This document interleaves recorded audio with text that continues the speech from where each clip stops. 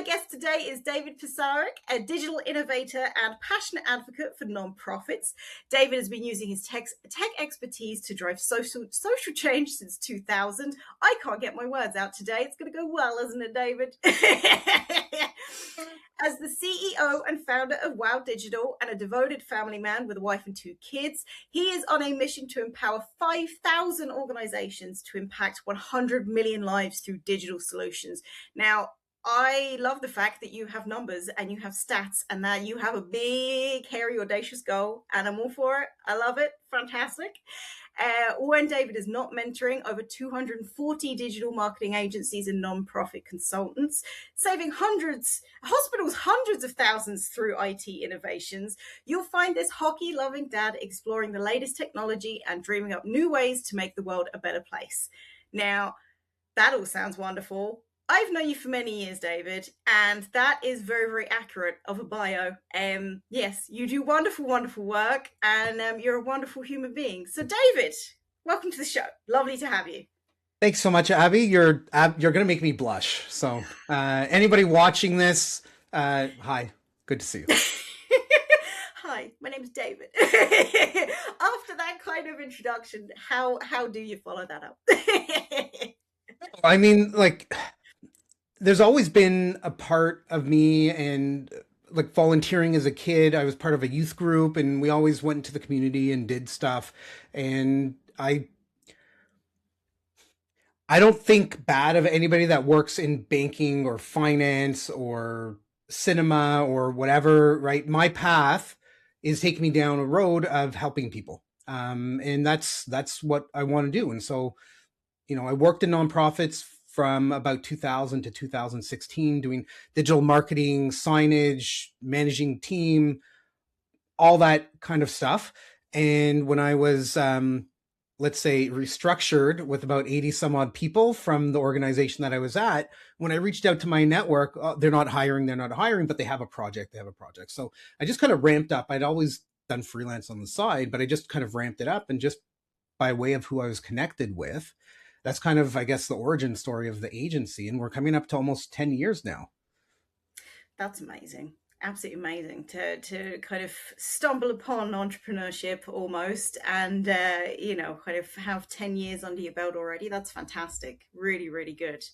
And my first question was, how did you get started? And it's interesting, the last few guests that we've had have all kind of found themselves in the same boat. So, they were let go through kind of massive layoffs, around the 2009, 2010, downfall of a lot of companies. And they've really made a go of it.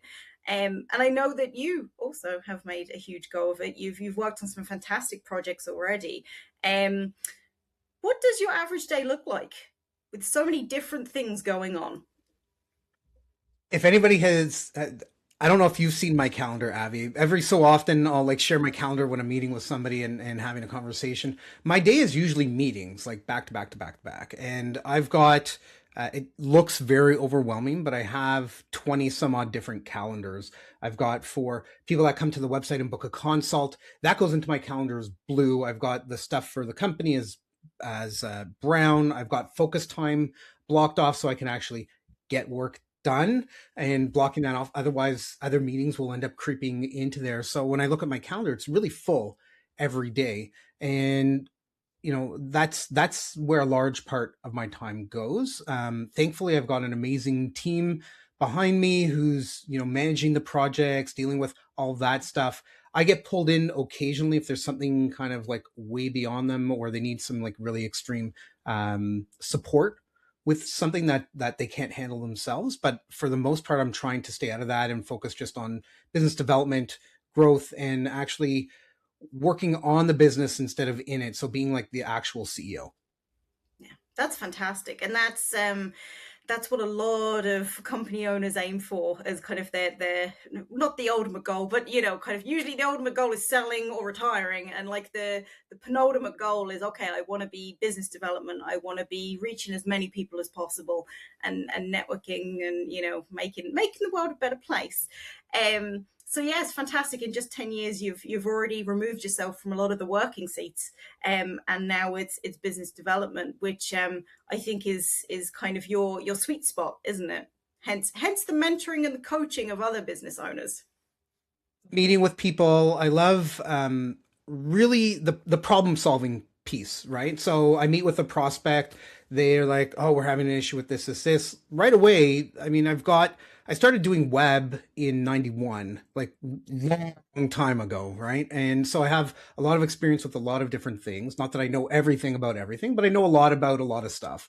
And being able to identify, okay, here are the problems that they're experiencing. Here's how I would go about fixing it, even if they don't hire us, which, I hope they do, but even if they don't, that's me giving them some insight, some feedback that is helping them, that is ultimately going to help me with my goal, the 100 million people. So it's awesome to connect with people, have those engaging conversations, provide some valuable insight, and hopefully grow the business through the conversations. Absolutely. I think that's a very lovely place to be as a business owner as well. Is you're not, kind of desperate for the next sale. It's okay, I'm here to share my knowledge and my insight and my expertise with people, whether that's people in the same niche as me or, kind of potential clients. You're helping in the best way that you can, which I think is a really, really good thing to be doing as a person, let alone as an agency owner as well. Yeah, there's a few, I'm going to call them like sales business development people that I follow on social media, and almost all of them say you can't come at it trying to make the sale, right? You need to go at it trying to be helpful, insightful, and giving them some information that showcases you as the expert, right? As like, this is beyond something that they're able to do, and you know how to solve it, to be able to kind of close that gap in the conversation for them to want to hire you.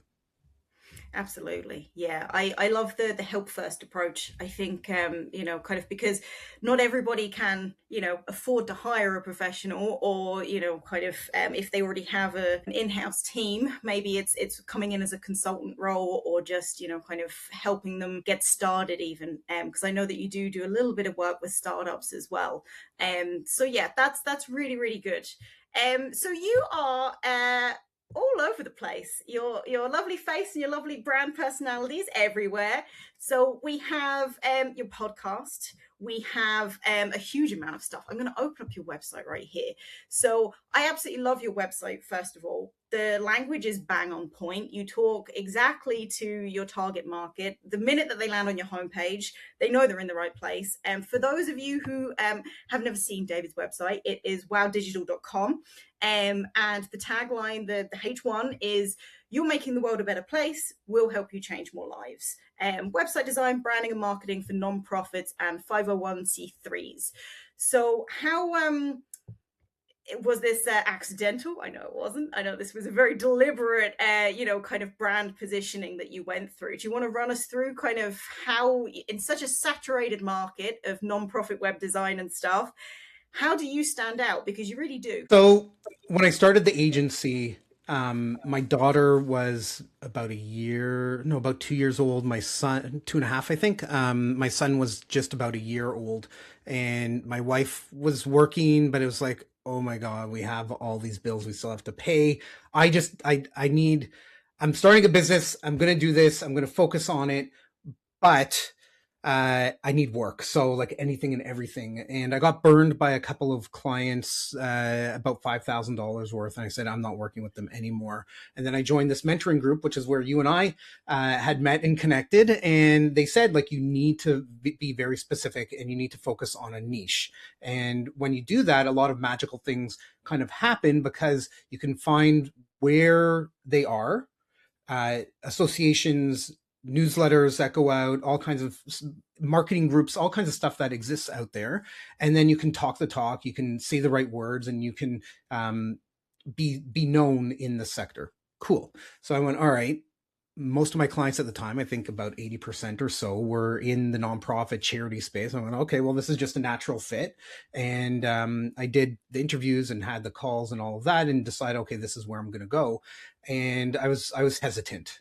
I was really hesitant. My mentor said, no, you've got to go all in. And I was like, I don't know. So I made a landing page on the site focused on nonprofits. That page is still there if anybody wanted to see it. And then I also found that a large part of our nonprofit clients were kind of health centered.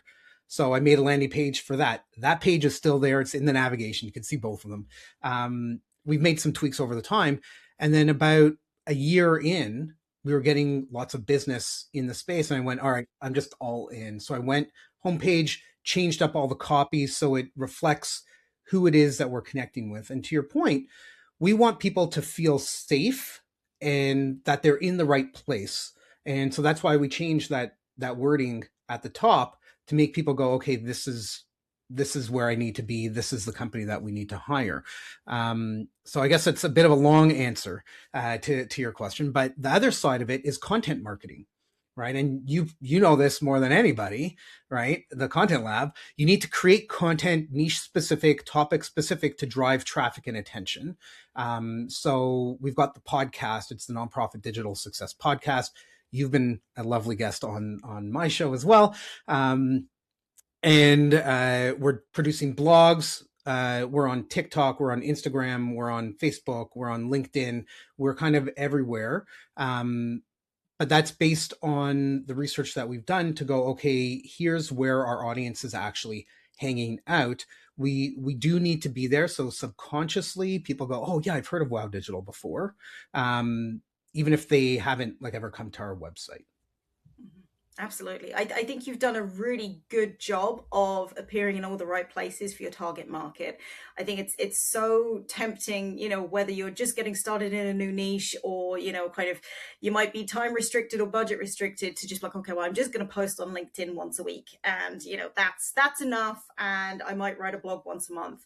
But you guys, and it's been a labor of love. There's been a lot of thought and effort that goes into making such a cohesive, large scale brand, kind of ecosphere almost of just, okay, this is Wow Digital. I'm just on your site here. We have like the blog, the podcast, there's a self-assessment, there's free ebooks on increasing donations for nonprofits. There's how to get corporate sponsors. And it all kind of ties back to giving that free insight. It's sharing your knowledge, and it's very much positioning you as we're comfortable in what we do. We're comfortable sharing all of our experience and all of our knowledge. It's been 10 years of getting this plus. And we're giving it to you for free because we know that if you want to work with us, we can get you absolutely amazing results. So yeah, it's a great example of a super niche business that's kind of ticking all the boxes in terms of best practice content marketing and networking and everything. So yeah, absolutely amazing. Yeah, and we've taken other things also. So through the podcast, we're over 130 episodes, and all of the resources and the folks that we've had as guests on the show, we actually created a fully searchable, categorized, tagged resource directory to try to help the sector as a whole. And so that's on there also. And it really is about one of my core values is empowerment through education. That's one of the reasons, like I've got the blog and I do the podcast and I'm here talking to your audience as well. But part of that is how do we get out and help more people? And the only way to really do that is to create free resources because, for example, in the nonprofit space, money is really, really tight. A lot of people want to keep the funds for the programs and services that they offer, or the eco stuff that they do, or the animal shelter, whatever it is. They don't want to spend the money on figuring out a lot of this kind of stuff. When it comes to implementation, that's a different story. It's usually time, money, and knowledge. And those are kind of like the three big things that prevents them from moving anything forward. So if we can give them the insight, if they want to give it a try, cool. Chances are they're not going to be as successful as bringing in an outside consultant to help with them. Absolutely. Yeah. That's a really good point. I think Even if you do have an in-house marketing team, if you're lucky enough to, have the funding to be able to hire someone full time to do that, or whether, kind of you're kind of piecemealing it together as a team, you know, sometimes it is worth just investing in a few discovery sessions or strategy sessions with a consultant who has, plenty of industry experience to come in and just give you new fresh ideas. And okay, well, this is what's working for these nonprofits. This is, kind of, this is a few years old at this point, it's not resonating as much. So that's a really good point. And as we said, 10 years in the industry, which is fantastic. How do you keep finding creativity after 10 Mm. years? That's a very much loaded question for sure, Abby. Um, a lot has changed over a 10-year period. We've been leveraging AI a little bit over 4 years now. ChatGPT, maybe it's about what, 2 years, 2.5 years, right? Yeah. So we've been playing with stuff all the way through, and it's inspiring to touch and play with new things. I really enjoy like getting my hands dirty and like in the mix of stuff, whether it's like biohacking or dealing with like figuring out like small little minutia technical issues. But in terms of creativity, um, it's a hard one. It really is. Like I've got Flipboard on my phone. I've got a number of different. Flipboard is basically a magazine that you can like scroll through different articles and stuff. So I've got some very creative and design based and technical topics that I'm following in there. Um, just like online, just like looking at stuff on TikTok, following the influencers that are on there that are kind of pushing boundaries with some of the new technology or design work and things like that, and just looking at it and going, oh, okay, this is kind of cool. Um, Bookmarking that stuff and using it as inspiration for other things that we end up potentially doing down the road. Yeah, I think it's so important to look outside of your own industry as well. Kind of, you've mentioned a few things there that, you don't immediately associate with the with web design, with, digital marketing. But you can definitely find inspiration in the most random of places. So it's good to, kind of read widely and watch a bunch of different YouTube videos and everything, just to kind of, you never know what is going to spark a little idea for you. So that's really good. Do you have any tips for those who are struggling with writer's block or design block or anything like that? Just say you're stuck with, if you get stuck with a general idea, how do you overcome that? You and I, over the past couple of years, have had some really great conversations about human versus AI. And whether you like what I'm going to say or not, I'm going to say it. We use AI quite a lot for brainstorming and to work through some problem solving things like that. So, like on the wall behind me, I've got our content calendar. You know about this because it came out of the mentoring group that we were in. But we also leverage AI to ideate and come up with new topics, do some initial research, things like that. We use it potentially in some cases to draft some content. We never use it for final content because you still need the human touch. You need to get rid of the M dashes and the weird curly quotes and stuff like that, right? But yeah, we leverage AI to help us with brainstorming and to kind of get out of that rut and to maybe help us think about things in a different way than we might have otherwise. Yeah.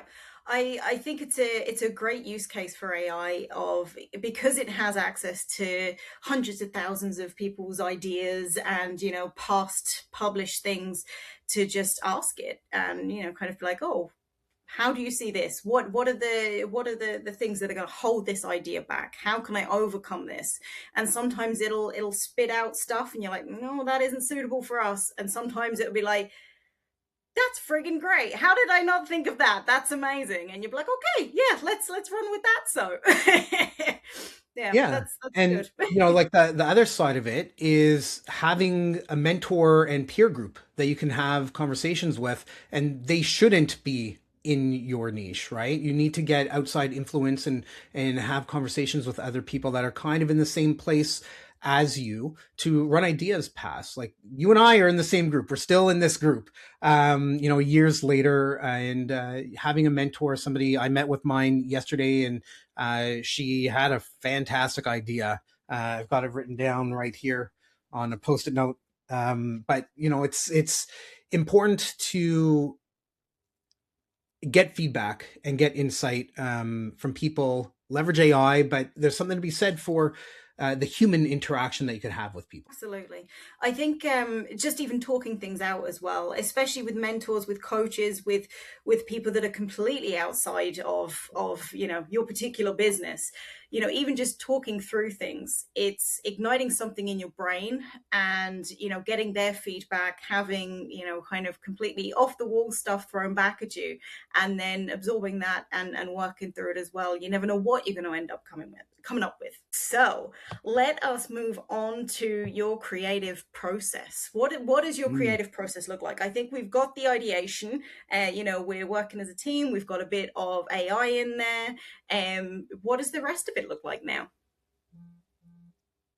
So majority of the work that we do is web. Part of our kickoff process, part of our, I guess, discovery that we do with our clients when we onboard them is we ask them like, hey, regardless of the sector, regardless of anything, what are some websites that you like? Right? We want to approach the process going, okay, the client is kind of more geared towards this. And we had a client once tell us they really love the Gap's website, the clothing store, right? Why do you like it? What about it is it the square images? Is it the white space? Like what is it? So that we can dig in and we can start the initial concept, knowing, okay, this is the type of thing that they like and that they're looking for their site. So it really does start from some initial discovery and conversation. It starts from us doing some research. What are some other similar like organizations or businesses doing, and how can we move our brand or our client's brand further ahead than theirs so that it looks better and it's on trend with current, but also kind of forecasting. There's a really great magazine. I'm calling it a magazine, but it's more like a book called IDN. And there's like lots of really great artistic stuff. I've got maybe a dozen of them in a bookcase over there that you can't see. But looking for design inspiration, some forward thinking stuff, trying to figure out, okay, like cell phones started really small, right? Then they got bigger. Then they got foldable. And then they got too heavy. So people are going back to smaller, right? So we need to design in a way that's responsive, potentially mobile first, depending on the client. And we also need to be very clear about what the intent of it is, right? Who is the audience? Who is the persona or the avatar that they're going after, so that we can design for them. If they're older, the fonts need to be a bit bigger, right? Maybe a little bit more bold. If they're younger, you can get away with a little bit smaller. But we also need to maintain accessibility standards as well. So right amount of color contrast and things like that in order to meet the AA compliance standards. So where does it start? Short answer is it starts with some discovery, understanding what the client likes, and then going from there. There we go. Very succinct. Thank you.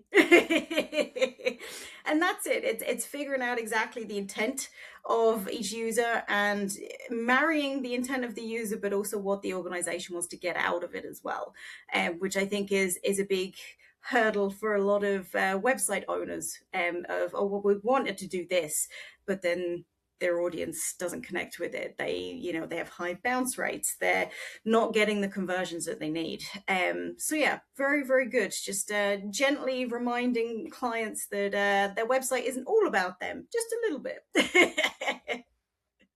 Right. You don't want to talk about yourself. You want to talk about your audience, so that, like you mentioned, what we have on our website, they come here, they know they're in the right spot. Your audience doesn't care that you've raised $8 million last year, right? No, they care about you helped 200,000 families in whatever country with X, Y, and Z, right? They want to be part of that mission. That's just an example because I'm talking about the nonprofit side, but I think everybody gets it. Yes, exactly. So, obviously, you are the face of Wow Digital. How do you cope with being the face of Wow Digital? I don't mind it, but it does lead to my calendar getting very full. Because I'm the person that's out there talking about it the most part. I do have some folks that do help with email marketing and social media and messaging and stuff like that. But yeah, it's my company, it's my face, it's my essentially my reputation out there. I don't mind it. The work we do is good. I know it's better than good. It's fantastic. I'm a little bit biased though. So I'm not trying to like hide behind somebody else being the face or anything like that. There's nothing wrong with that. Some people that own businesses, they don't want to be in front of people. That's okay. They want to focus on the back end and just be like the big thinker and hire people to do all the front end type of stuff. I like to think of businesses, agencies, whatever, as like a restaurant, right? You have the front of house and then you have the back of house. So who is it that's standing by the door showing you to your seat, right? And I don't mind being in that role. No, no. And you do it very well. I think with entrepreneurs, I tend to find they're either very extroverted or very introverted. So it's that back of house, front of house. And in an ideal world, you'd have a lovely mix of both, or at least two people in the business that can do both. But yeah, that's a really good analogy. So, what is the best advice you've ever received? Oh, there's so many things floating through my head right now. Um, Probably the best. There's two here. Probably the best would be pick a niche and just go all in on it. And you've got to give it some time. So you need to give it probably a good 6 to 8 months of like really, really solid effort, like 80, 90% effort, and see the magic that happens from that. The second one, and this one's going to seem really obtuse as a concept, but I find that what I used to do is open up my calendar and move things around to accommodate stuff. And sometimes you end up procrastinating moving things. So this bit of advice is to use your own booking link to put things into your calendar because then you're not moving things around. Mm, that's very good. Very good. I think it's all too tempting to kind of put our own to-do list to the side and be like, no, I'm going to do this for this person and this client needs this. But we should treat our own companies like our most important client, I think, for sure. Absolutely. Wonderful. Okay. If you could give one piece of advice to anyone starting a business, running a business, what would it be? I think not even related to just starting or running a business, but just life in general, you need to trust your gut. If something feels off, it's your intuition telling you something, and you could convince yourself otherwise. You can find whatever data and do the marketing spin on yourself to convince yourself that you should be doing this thing when your gut is telling you it's not quite right. Trust your gut. Yeah. I 100% endorse that bit of advice. It saves you so much heartache in the long run and a lot of sleepless nights. Yeah, absolutely. Like you need there's a reason that something is telling you to do this and not that. And I guess second piece of advice, if you don't mind, is follow your own stinking path. Right? Like it's great. You can see people online. Oh, did $10 million this month, $100 million this year. Who cares? Like whatever you set as your standard of success, that's your success measure.